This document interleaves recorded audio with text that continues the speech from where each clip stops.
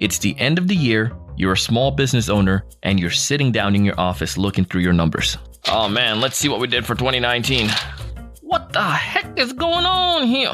That's right, they don't look too pretty at all. It seems like things were going well throughout the year. But like many sellers, we were just optimistic, hoping that things will turn around on its own. And the truth is, it never turns around on its own. It only changes when you decide to make a change, you get some help, and you follow a process. But let's just say, hypothetically, I was able to get a wizard, and this wizard was able to give you an exact formula that was used by large companies, say like Salesforce, to hypergrow and witness tremendous sales success. If I could get you that individual and that process, would you be open to following it? Well, today's your lucky day.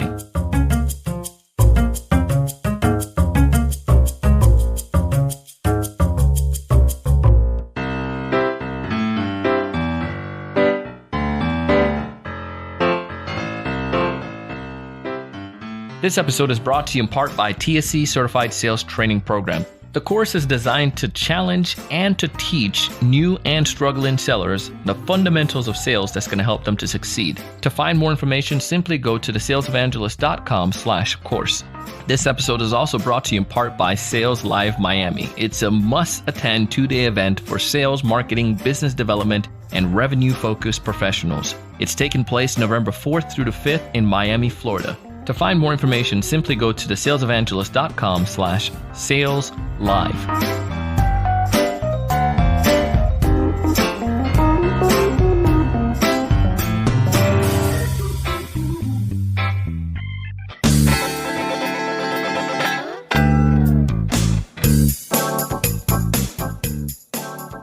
Hey, everyone. Welcome to another great episode of the Sales Evangelist podcast.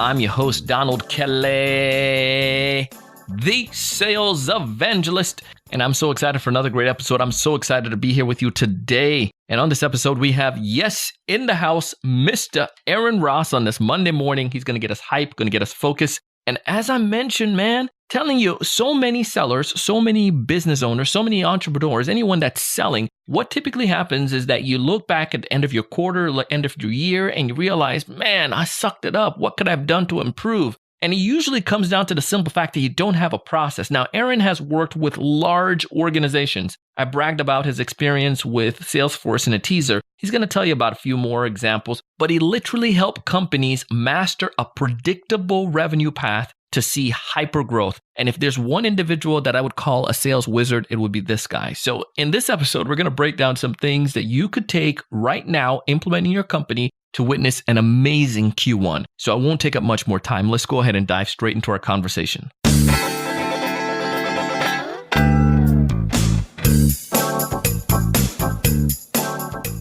Welcome to the show, Aaron. Thanks, Donald. Excited to be here. Man, I'm excited. Not literally here. It's like a virtual here, but yeah. Well, I'm excited to have you, man. I'm looking forward to chatting with you and to learn a little bit more about some of the things that you're teaching. And as I was bragging about you in the teaser there before we started this episode, how I always was a big Aaron and still is a big Aaron fan. So I'm looking forward to talking about from impossible to inevitable. Okay. But before we dive into all that. Well, me too. Well, Aaron, there's a few people that may not have ever heard about you. They probably live underneath a rock, but trust me, there are many people have not heard about me. I promise you. Well, tell us a little bit more about what you're doing. That's a familiar feeling. Sorry, I'm cutting you off. Go ahead. No, you're good, man. Why don't you tell us a little bit more about what you're doing right now? Yeah, that's a really broad question, but you want the honest answer? So the honest answer is I'm pretty much holding down the family forts while my wife has been traveling for like 3 months. Nice. That's most of what I've been doing. Yeah. Now, work-wise, you have a large family, right? I think, we have 9 going on more kids. Yeah. Congratulations. I just had my first, so I don't know how you can. I can't fathom 9. Well, and part of me, I think that the change from 0 to 1 is at least as long. That's like a transformative life experience in its own. Mm-hmm. So from 1 to 9, there's definitely a difference, but it's not. I think it's bigger going from 0 to 1. At least as big. Well, maybe we'll do another podcast episode, and then you can give me some more tips on that one. Yeah. Well, I will say too, it's all very different because there's the baby stage from, well, it's called like baby infant from 0 to 2 years-ish.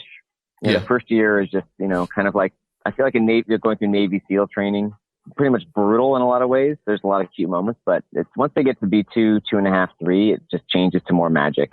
So nice, man. Well, I'm looking forward to it.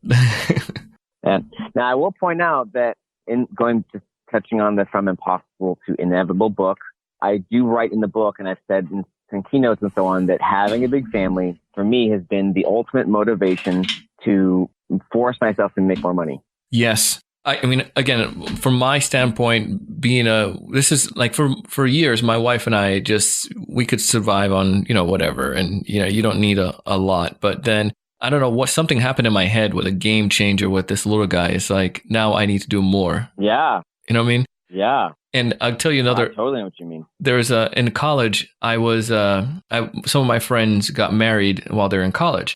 And I'm LDS, so, Latter-day Saint Mormon. So they get, you get married a little bit younger, right? So when I say younger, I'm not talking about like teenage, but you know what I mean? It's just, in college. At least you wait till you're like 19. There you go.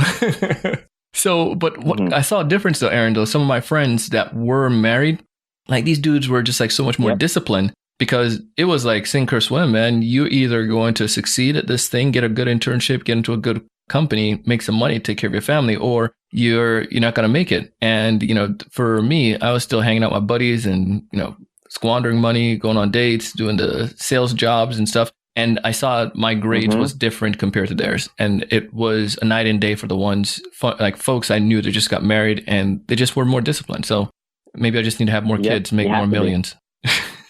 No, that's what happened to me. I mean, basically, you have to, when you have a child, you have to be more organized, and you have to prioritize. You have to make more money, and it's easy to put all these things off. Like it's kind of like the ant and the grasshopper, where we don't realize it. We think we're working hard, we think we're doing this, or maybe we're not. But it all changes when you call that forcing function. When you basically burn your bridges, and you have to sink or swim. It's not an option. Because for me, same thing like you said, had a baby. Well, started with 2 kids. Because for my wife's prior marriage, they were 5 and 7, and we had a baby.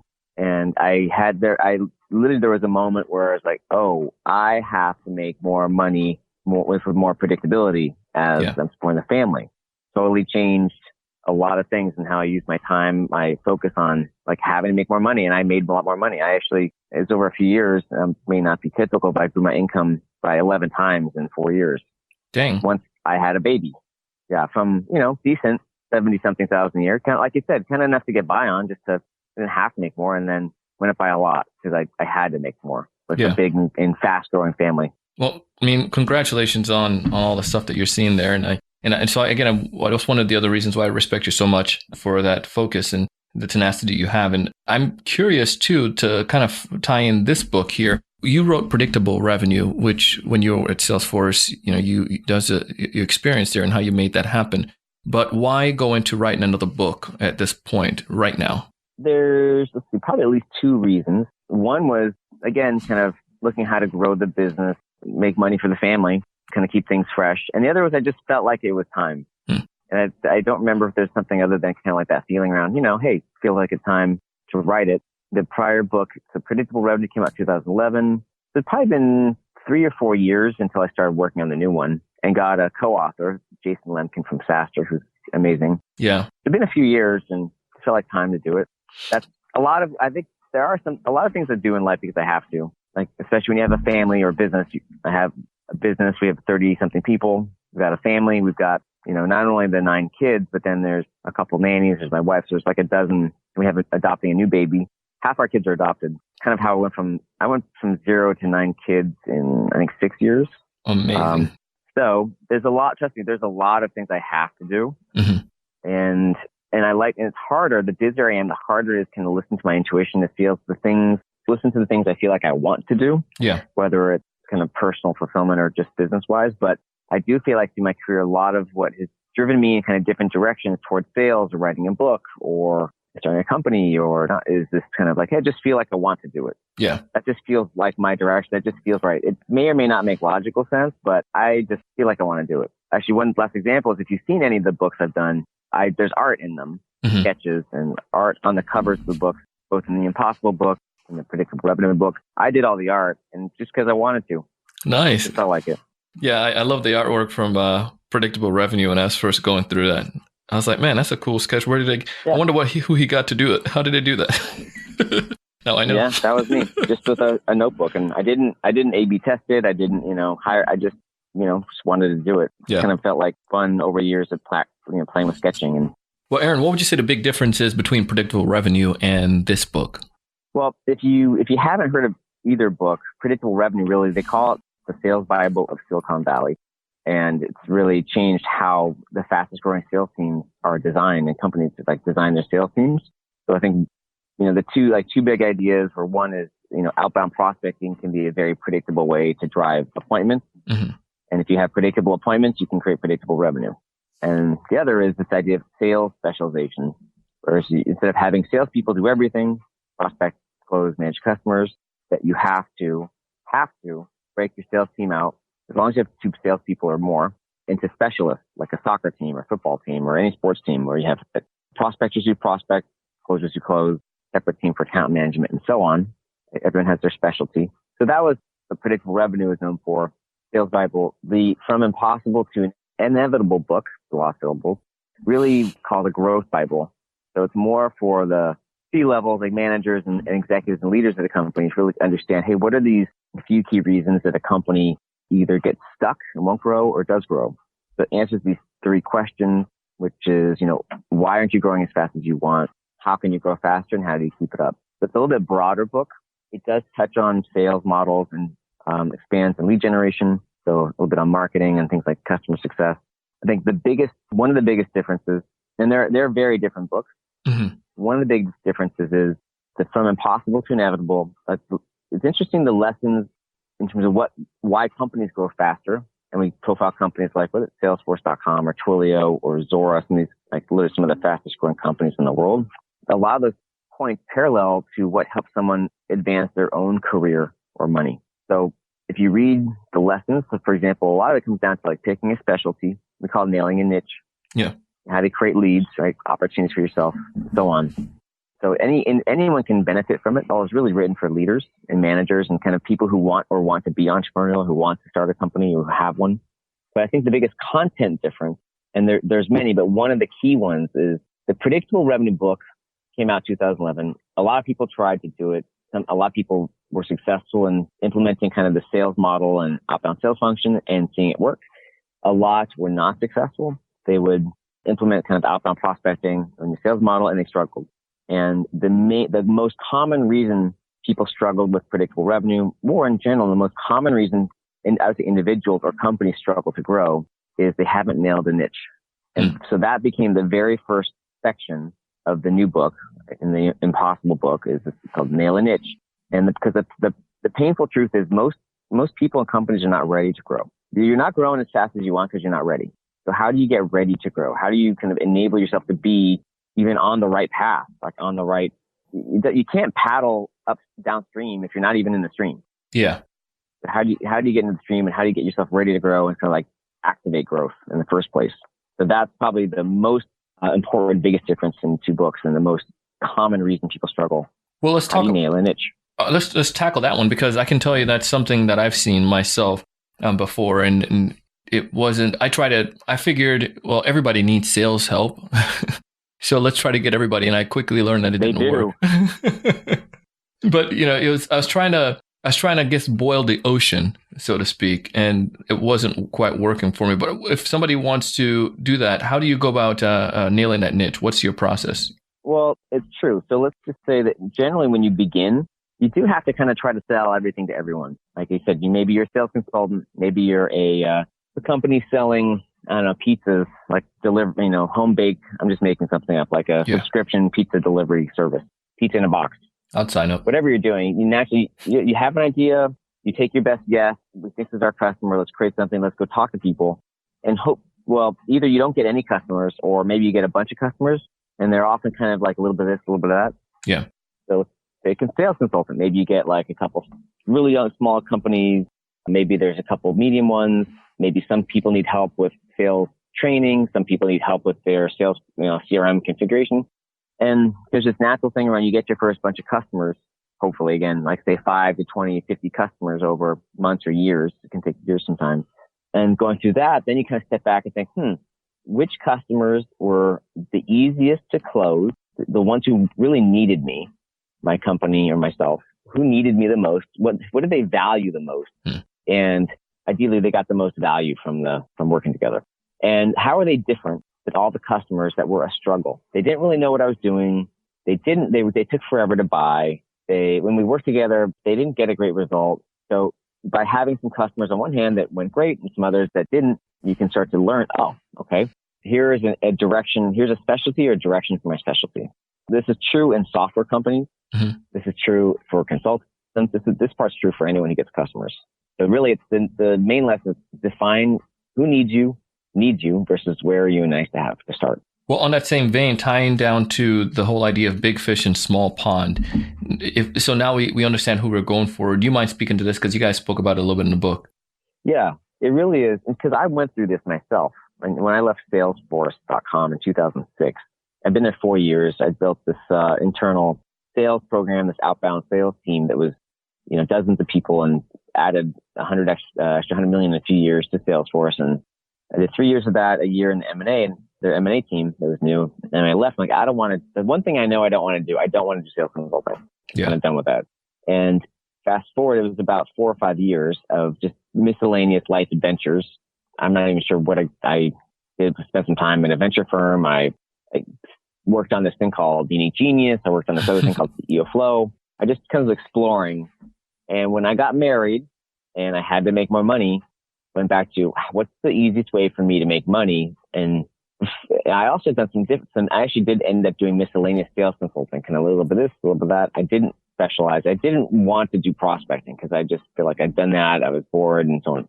Yeah. But when it came down to me having to make more money, I had to focus on my niche that I had the most where my reputation was, where I had my expertise, and I could deliver the most value for customers. They needed it, and that was outbound prospecting. It wasn't general sales consulting. It wasn't this kind of CEO Flow, turn your employees into mini CEOs. It wasn't Unique Genius, these other projects, other side businesses. It was sales consulting. Outbound prospecting. And so I do find with individuals, especially with individuals, people who want to branch out on their own, there's a lot of resistance like I went through, which is I've already done, because you want something new. You're like, I want to do something new, something more interesting, more fun. And so we tend to throw the baby out with the bathwater, which is what I've been doing is boring. I've been in marketing for so long, or sales or HR, or whatever it is, like, I'm done. But in reality, if we can embrace that in a new way, because that's really where our expertise, our strengths often are, and find ways to repurpose that. And with companies, can be the same thing, which is sometimes it's hard for us to see what our unique genius is, what the things that people really want. And it can take a lot of testing, talking, and experimentation for the company to kind of get the right package pricing programs down to nail our niche and be ready to grow faster. It takes a lot longer than we want it to usually.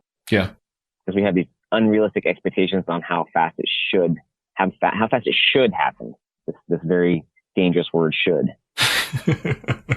Stop shoulding on me, man. Yeah, exactly.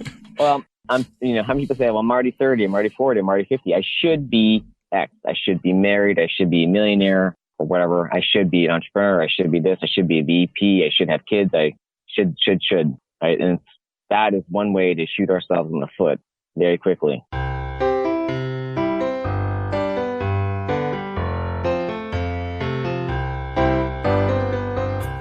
Hey, we're going to take a quick break, but when we get back, Aaron and I are going to pick up where we left off and continue to share with you what you can do to see hypergrowth in your sales pipeline or within your own organization. You're listening to the Sales Evangelist podcast, and I'm your host, Donald Kelly, the Sales Evangelist.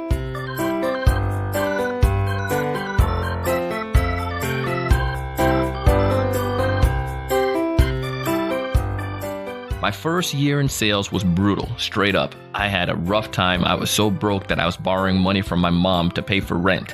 Yeah, I was living off of Wendy's $1 menu. The struggle was real. But there was light at the end of the tunnel. I went through a training program and all of a sudden things changed. I knew what I was doing. I felt confident. I knew what to say on each call and I knew how to close deals. That's what inspired me to create TSE Certified Sales Training Program. It's a course designed to help individual sellers who are struggling to know how to do prospecting effectively, to have those meaningful conversations, and to ultimately close more deals. We have a 6-week program beginning November 8th, and I would love for you and your team to join. To find more information, simply go to the salesevangelist.com/course. Sign up, and let's go ahead and help you guys close more deals. This episode is also brought to you in part by Sales Live Miami. 2 of my friends are putting on this event. It's held in Miami, Florida, November 4th through the 5th. Held in Miami, Florida, and it's going to be an amazing event. They have a solid lineup of speakers and topics ranging from the role of sales professionals in 2020 and beyond, lead generation, cross-selling, utilizing AI analytics effectively, and the list goes on and on. I would love to see you there in Miami. To find more information, simply go to the show notes or go to thesalesevangelist.com/saleslive. Again, thesalesevangelist.com/saleslive. That's SALESLIVE.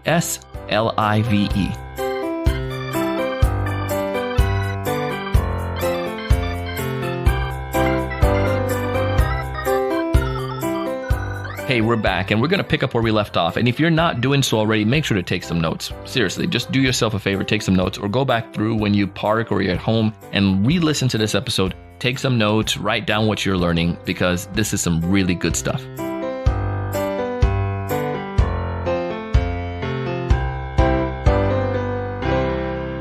When you go with an approach like this, though, like you're talking about, I want, if you don't mind, talking about Twilio, billion-dollar niche. Do you mind sharing what they did, that story? Yeah, so Twilio is a platform company, which basically means they provide a bunch of technologies. So Twilio they create this communications platform, which means that a lot of companies that build software or iPhone apps use Twilio to power things like text message alerts and phone calls. Right. So Uber, if you make an Uber phone call, send an Uber text, they use Twilio to kind of create that phone and text communication because they don't want to rebuild it themselves. So it means Twilio is called a platform. You can use them to kind of do anything, which is great because you can build anything with them. But the problem is when you're marketing a platform, and whether it's like a DevOps platform or, again, you're saying, I'm a sales consultant, you can use me for anything. People don't really know what to do with you. Yeah. You really need to paint a much more specific picture for people to get it. So interesting with Twilio is, and why I love them, is they did some things to really understand, to really get into the minds of their customers, to really understand their customers, to really build empathy with their customers. And a couple great examples. One is simple. Just one of their corporate values is walk in the shoes of your customer, right? And this is so common a challenge as companies and entrepreneurs, or even if you're an employee, your customer in some sense is your manager or executive or someone. How do you think like them so that you know what kinds of problems they would want solved and how to support them, how to message to them in their language? So what Twilio does, they have an offer to customers, which is, hey, give us your old shoes and we'll trade shoes. We'll give you this new pair of red Converse Twilio Converse Chucks, and give us your old ones. And they hang these old ones around the offices as a reminder, whether you're in marketing, sales, product, or whatever, to walk in your customer's shoes, to remember what does your customer want, what they're looking for. And trust me, we need this reminder constantly. Anytime you're writing a sales email, honestly, anytime you write an email to anyone in your company, anytime you communicate with any other human, a child or otherwise, how do I remember what it's like to be in their shoes so I can kind of get my message across? So that's one example. But my favorite example, the Twilio makes every employee, whether they're a lawyer or HR person, when they start and onboard at the company, to build a Twilio app with their technology. And they have ways and their support to help people who even know nothing about coding build these apps.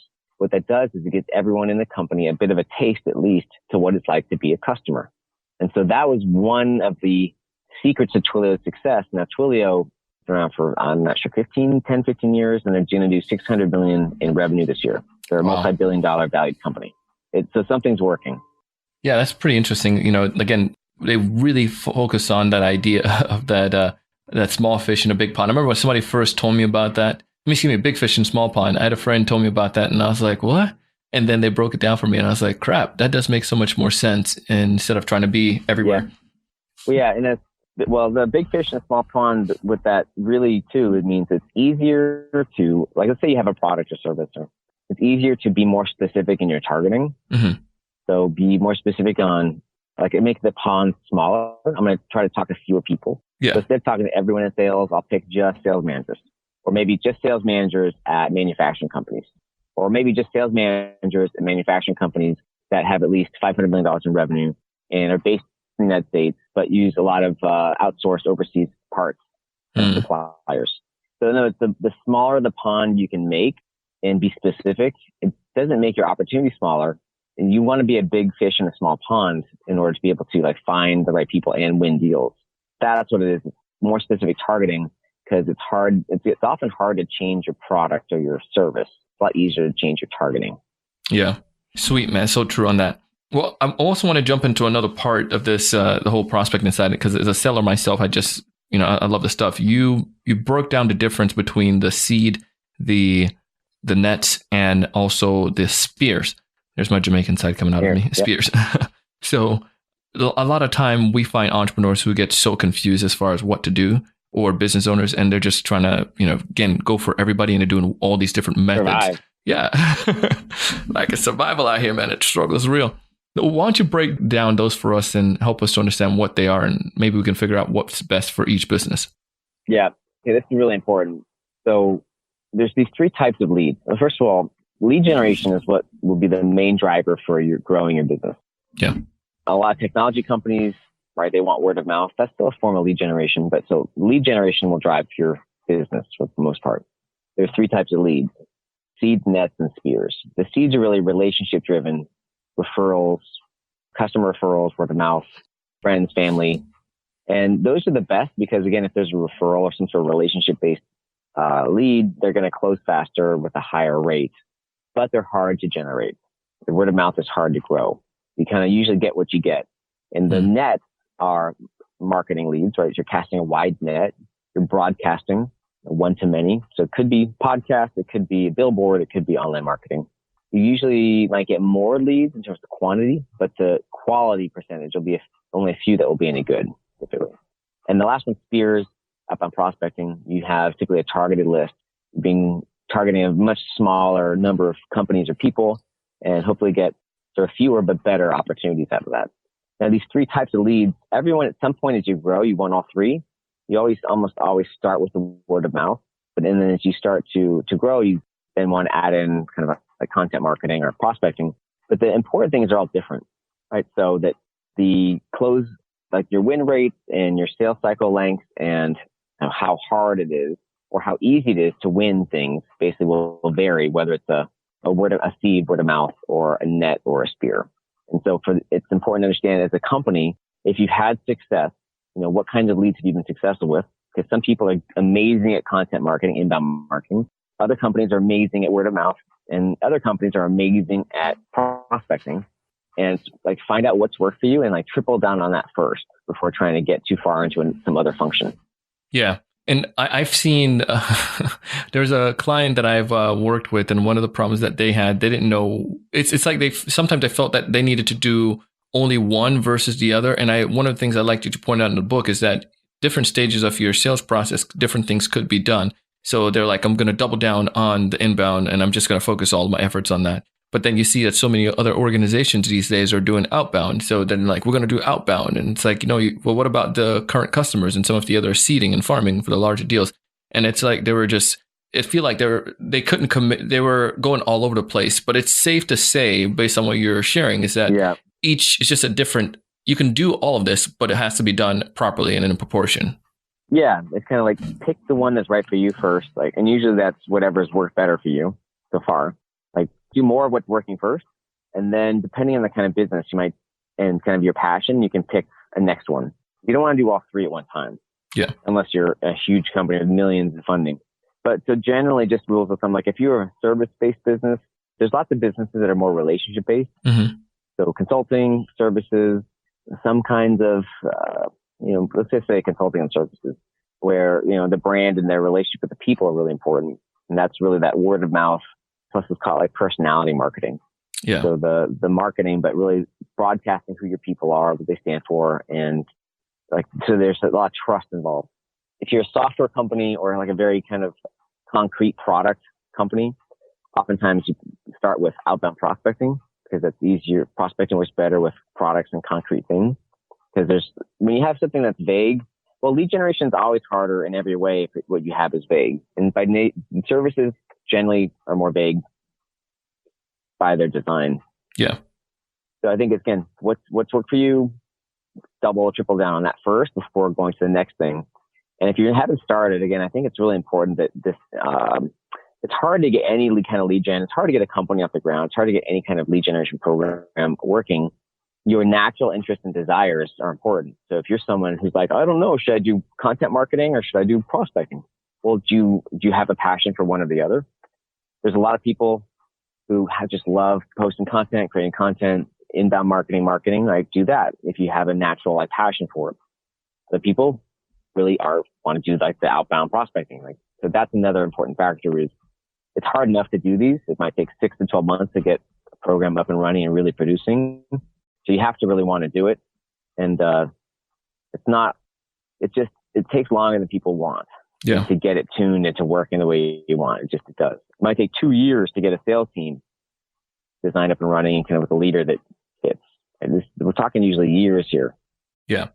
Man, love it, dude. I want to ask one more question before we get ready to come towards the end here. It comes around the managers who are listening to this, the idea of hiring, what are some of the best practice when it comes to hiring? Because that's the other thing that people think about when they look at growth or expanding their business. How do I go about hiring the right individuals? Any thoughts on that from what you guys have seen from your research? Yeah, well, we have a section in the Impossible book from Mark Roberge, who was the CRO of HubSpot, hired, hundreds of people. And I want to highlight is, the number one thing they looked for at HubSpot in sales was coachability. That was number one. Is basically what's their ability, their desire to learn, their ability to kind of change and adapt. It wasn't experience. It wasn't, so coachability, that was really important. So that's one point. And the other point I think is that it's so hiring, I just come back to when you get the sales roles and you get the right number of sales roles and they have the right responsibilities designed, everything's easier. So for example, if you're again a company and you have salespeople and they're supposed to do all their own prospecting and the closing and manage customers and doing too much, hiring is really hard. Yeah. Ramping and training and onboarding is really hard because you have to train them to do everything and they're expected to do everything. But let's go back. If you have a company and you've changed the sales roles, you've got prospectors who do the prospecting, an inbound response team that responds to inbound leads, if you're lucky enough to have those, team for closures, signing new customers, and account management. It's so much easier because hiring and the onboarding training is so much easier because, again, people can do fewer things better. They have to learn less. They can specialize they can do one thing really, really well. So I think that is something that makes hiring a lot easier. It's just kind of knowing what kinds of roles do we need and in what order do we hire them. So this last bit is we just updated the Impossible book into the second edition. In that section, there's a section called The 4 Phases of Building a New Sales Team. So for people who are sort of starting from scratch, the common mistake is CEO gets some sales, then they're too busy to hire a closer, a salesperson to take over, closer fails. Many reasons for that, especially because there's unrealistic expectations on the part of the CEO. But the best way to do it, I think, is to take smaller steps. So I'll kind of go through these a bit quickly. CEO sales, really important, step one. Then hire a junior person to do either prospecting or appointment setting or like appointment response. So taking off the kind of the junior roles for the CEO. After a few months, you've got that system in place. Then you either promote that person to closing or you hire a closer. So you end up, the third stage is you've got the CEO who's still selling, like a senior salesperson and a junior. And the phase after that is you've got 2 salespeople selling and 2 junior people doing kind of lead gen work, whether it's outbound or market response. And then once that's working, you get a leader, a VP of sales or someone who's more senior. Because a great VP of sales or sales leader tends to want to come in when there's already something there to work with. Yeah. It's harder to hire the right one when there's just nothing there. So kind of like thinking through more smaller steps because companies and entrepreneurs tend to try to move too quickly and skip steps. And when you skip a step, like you hire the wrong person because you're rushed, you set 2 steps forward, 3 steps backward, because now you've wasted time, wasted money, and who knows what else has gone wrong. It's like more baby steps will get you actually to your goal faster in deciding who you hire in what order. And I like that approach a lot better. And I've seen that to work significantly well with grow with your organization. But I can't believe you. I mean, I obviously I believe that you can say this because you know this stuff. But it's something that's like, imagine seeing into the clients that I work with. A lot of them go with that, fall into the unrealistic expectation. So to hear you say that, it's like, it's so, it's not just me, but I've seen so many of them. They just hire somebody and they expect that this person is going to be the savior for their organization. And, and they have nothing to work with. So, just throw them in and say, figure it out. And it doesn't, never work. So, yeah. And if you're in that boat, if you're an entrepreneur, like you have to remember the founder or CEO has kind of founder magic. Yes. So the sales, and plus you just know it, you've got the passion. There's all those advantages that you have that a new hire is not going to have. And it takes longer with more coaching and more training than you're going to want to do, but it's worth the investment to get the right person and to make sure that they're getting the attention from you that they need to be successful there. That's why I think it's easier to start with a junior person, because it's like step one. Yeah. And then they can take off the lower level stuff, and then it's like a less risk then to get the senior person or promote them. So good, man. Well, if there's one major takeaway you'd like folks listening to this episode to walk away to, what's that major piece of advice, Aaron? Okay, well, besides reading the Impossible to Inevitable book, so I think really things, I've said this a couple of times, but I'm just going to repeat it, which is It's going to take years longer than you want. There's this journey. It just takes years longer than you want. We're surrounded by all this in social media, all these stories of like fast success, whether it's in life, like people getting married or losing weight, or in work, which is people getting promoted or selling companies or starting companies. And remember, people are only sharing the bits of good stuff. Everyone has the same problems. Everyone is struggling, which is kind of part of life, and that's okay. Especially entrepreneurs. The job of an entrepreneur is struggle, is to solve problems. So if you find yourself getting dispirited or depressed or discouraged, you have to practice to remember other people have the same problems you do. It took them longer than they wanted, 99.9% of the time. You just got to keep taking the baby steps. You just got to stay on the track, whether you want to get the promotion, the company, the this, that, the other, and to not give up.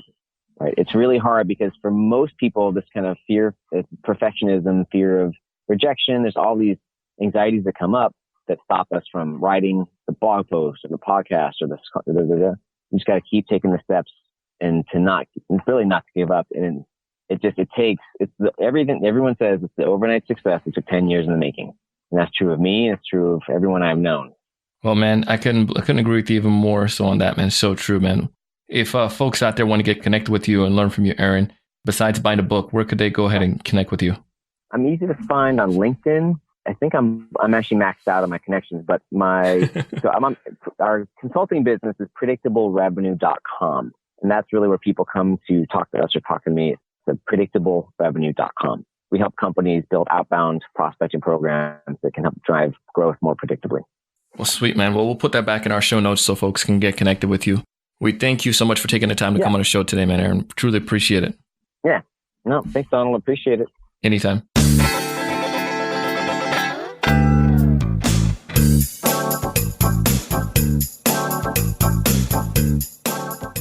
Listen, Aaron Ross is legit, and I highly recommend you guys take the things that he shared today and actually apply them. His first book that I was introduced to was Predictable Revenue, and it was just mind blown. And now with this book, it's even more. And I really recommend that you guys take the words, take the insights, take the strategies and some of these skills that he taught and actually apply them. You will see results. Find again all the information back in the show notes, or go ahead and connect with Aaron. If you're listening on Apple Podcasts, just swipe up on the cover art and you'll see all the notes down below. I want to thank you guys for taking the time to come out and listen to the show today. Go ahead again, connect with Aaron. Let him know you heard him on the Sales Evangelist podcast. While you're back on our show notes page, check out TSE Certified Sales Training Program. Our next group begins on November 8th, and I would love to have you and your team join us. If you are serious about coming to Miami or attending this event like I am, I recommend you go ahead and send me an email, donald@thesalesevangelist.com.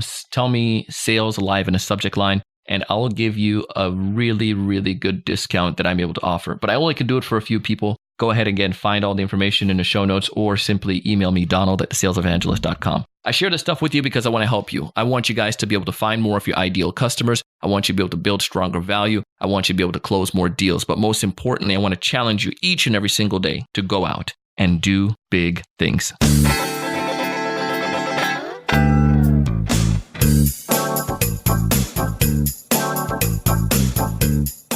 Hey, I want to thank you so much for taking the time to listen to this episode today. And also, if you haven't done so already, I ask you to go ahead and hit subscribe. It would be an absolute honor to have you leave us a rating and review on Apple Podcasts. It goes a long way. Folks are able to come back behind you, see your testimonial, and hit subscribe because of what you share. I would greatly appreciate that. Our show today was produced by myself and the Sales Podcast Network. It was edited and mixed together by the one and only Jershan O'Bale. Our show note today was created by Rael Ramirez. Our podcast guest coordinator is Mrs. Maymar. All of our podcast artwork and social media graphics was created today by Desin Cunado. Our podcast production manager is Mrs. Shannon Rasmussen. You can find audio credits to this and all of our episodes in each of our show notes. And as always, I am your host, your coach, your mentor, your guide down the sales journey, Mr. Donald C. Kelly, the sales evangelist.